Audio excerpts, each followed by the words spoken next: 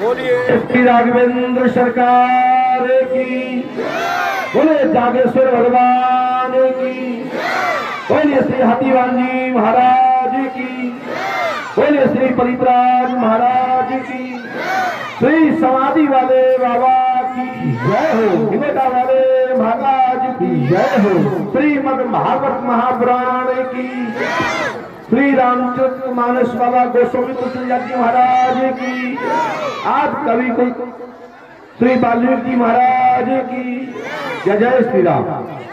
संपूर्ण ग्रामवासियों एवं क्षेत्रवासियों, अपने सभी वृद्धजन,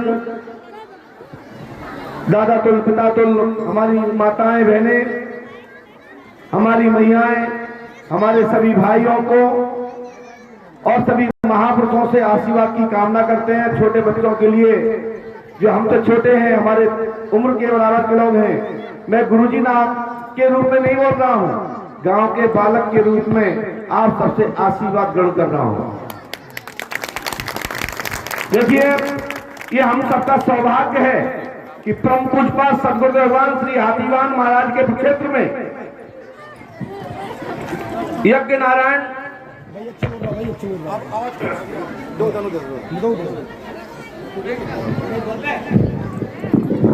यहाँ पर सभी माताएं बहनें जो आई हुई हैं, हमारे जो ग्रामवासी वृद्धजन, हमारे दादा बाबा तुल्य, सभी हमारे आशीर्वाद देने वाले हमारे सभी महापुरुषों को मैं प्रणाम करता हूं। अपनी सभी माताओं से आशीर्वाद की कामना करता हूं। बच्चों के लिए साधुवाद आशीर्वाद, और सभी लोग धर्म पंथ पर चले, सदमार्ग की ओर बढ़े, इसी में ही कल्याण है। जहां जहां पर यज्ञ प्रवचन सत्संग होता है, ये बड़े भाग्यशाली लोगों को मिलता है। हम तो अखिलेश भैया से कहेंगे कि बड़े भाग्यशाली नहीं, ये तो देवता भी इसके लिए तरसते हैं कि हमको परमात्मा की कथा सुनने को प्राप्त हो। वो देवता, वो भगवान, वो ईश्वर जिसकी कथा हम सुन रहे हैं, वो भी कथा सुनने के लिए इस पृथ्वी पर आने के लिए आतुर रहते हैं और कथा सुनने के लिए निरंतर परमात्मा से, ब्रह्म से प्रार्थना करते हैं कि मुझे परमात्मा की कथा को सुनना प्राप्त हो। कैसे पुरुष लोग पर चलेंगे? इससे क्या है, बड़े बड़े देवता, ऋषि, महर्षि, चारण, गंधर्व, नाग, सभी जन मुक्ति का केंद्र मानते हैं मृत्यु लोक। जिस मृत्यु लोक पर आप श्री राममयी कथा में श्रीमद् भागवत महापुराण का आप 18,000 श्लोकों का हमारे शास्त्री जी के द्वारा पाठ किया गया। हमारे आचार्य जी के द्वारा श्रीमद् भागवत पुराण के अंतर्गत श्री राम कथा के साथ साथ अनेक पुस्तकों के माध्यम से आपको रसपान कराया। अपने आप को सौभाग्यशाली हैं, और हम भी सौभाग्यशाली हैं कि हम अपने ग्राम वासियों को, अपने वृद्धजनों को, अपनी माताओं बहनों को हमारे द्वारा आप सबके चलाए हुए धर्म पंथ पर ये मैं कार्य कर पा रहा हूँ और आप लोगों को कथा सुना पा रहा हूँ। यही अपने आप को मैं धन्य मानता हूँ कि श्रवण कुमार जी ने देखे हो ना देखे हो मैं नहीं कह सकता, लेकिन मेरी माताओं ने मुझे श्रवणकार बना दिया।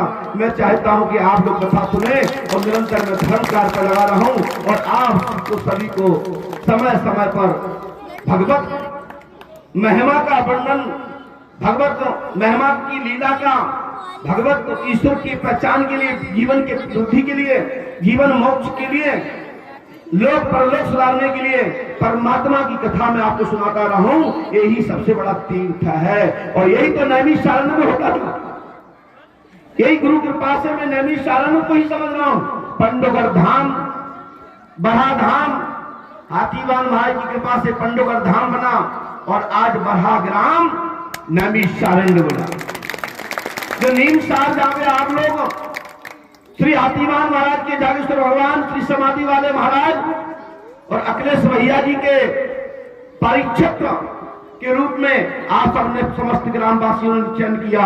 हमारे पूरी ग्रामवासियों की ओर से अखिलेश भैया ने अच्छे से अपना कर्म निभाया, धर्म निभाया, और साथ साथ विवेक सहित बड़ी ही अच्छी तरीके से श्री राम कथा और श्रीमद् भागवत महापुराण का हम सबको श्रवण करा करके हम सबको धन्य बनाया, और हमारे सभी क्षेत्रवासियों ने उनको परिचय स्वीकार किया।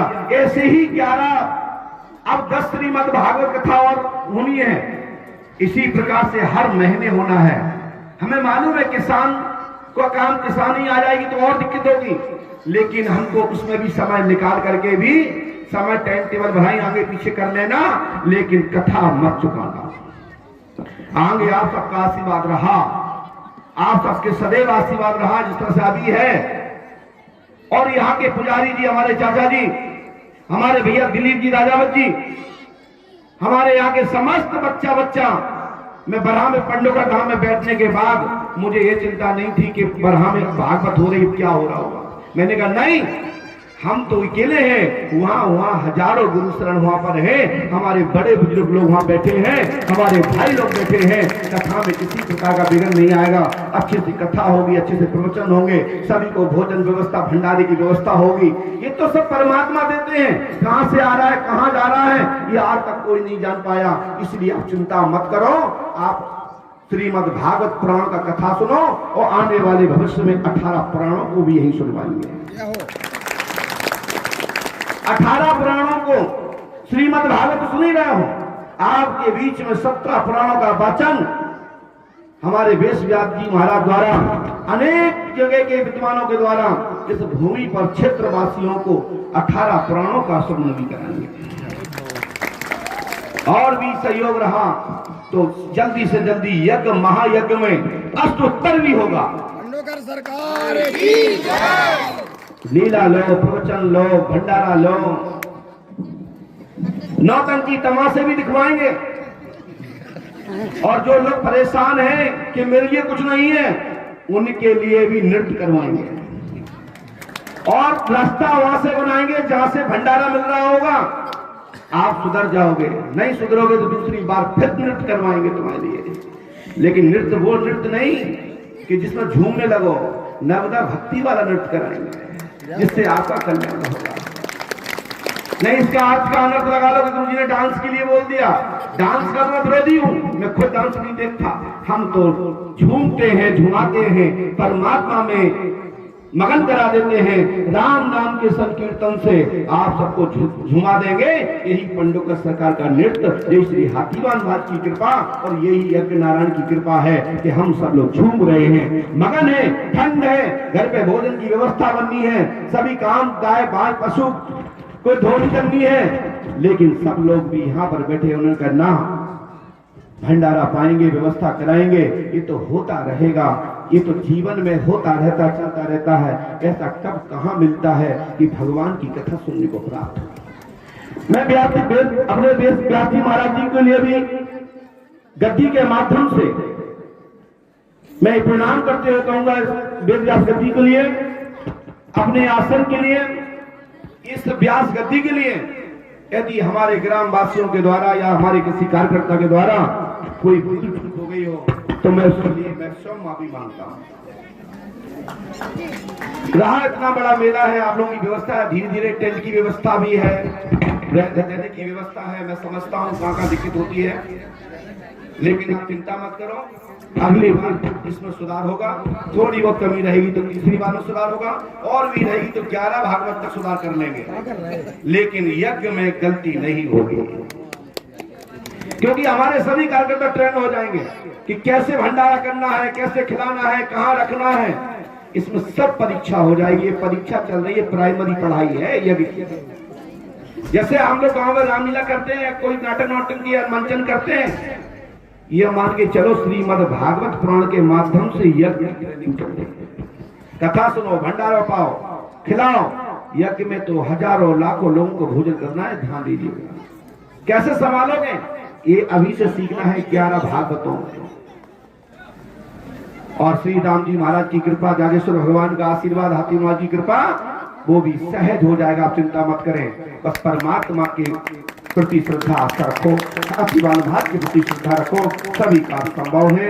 इतने कहकर अपनी वाणी को विराम करते हैं। यदि कोई भूल चूक हुई हो तो अपने सभी वृद्धजनों से, अपने सभी महापुरुषों से आशीर्वाद की कामना करें।